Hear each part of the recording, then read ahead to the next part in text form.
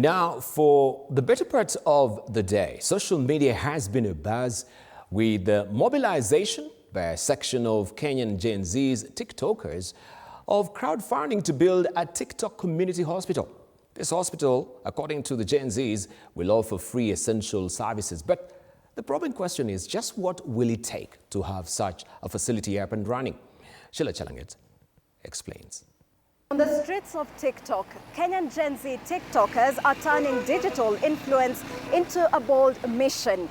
They are crowdfunding to build an ultra-modern hospital that will offer free essential services. But the true question remains to be, will this TikTok dream truly be possible? Hospitali. Zinihesabu rahisi hapa. Vijana tuko wangapi? 18 million, sawa? 18 million kila mtu atoe so. Hiyo ni 1.8 billion. 1.8 billion tupige times 3 siku tatu. Hiyo ni 5.4 billion. Siku tatu tushatengeneza hiyo modern ultra modern hospital hiyo wanaita.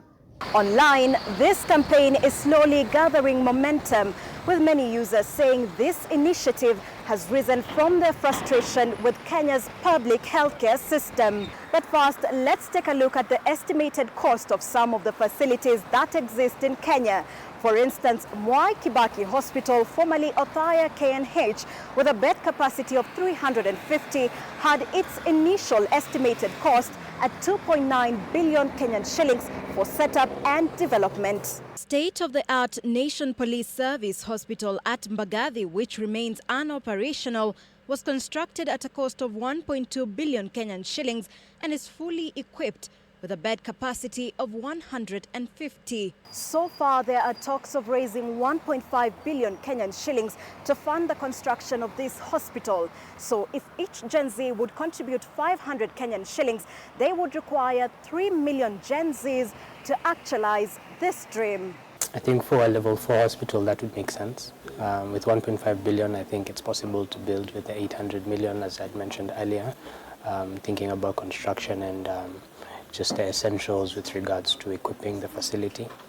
Then the amount that is needed on top of that, the extra, was it 700 million, 600, 700 million? We're looking at being able to onboard new or specialty equipment for these particular facilities. But what would it take to run a hospital? And just how sustainable is it running a facility on free charge basis? Well, for Gen Z, purchase of equipment and hiring of staff may not be a worry for now, or is it? We have the physician, general surgeon, pediatrician, the gynecologist, the anesthesiologist, the appendix surgeons, and all that.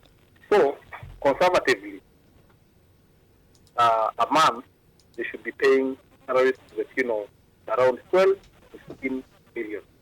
If they are running it without maybe SHA or so forth, or other insurance companies, if they're doing it for free, meaning that it is them to be contributing to a pool, that pool is what is going to be used to treat the patients, I highly doubt it is going to be such.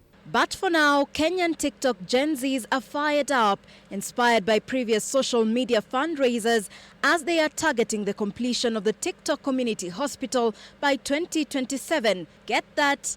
TikTok Community Hospital. As to whether this dream will truly be actualized, only time will tell. Sheila Chalanget for TV47 in Nairobi.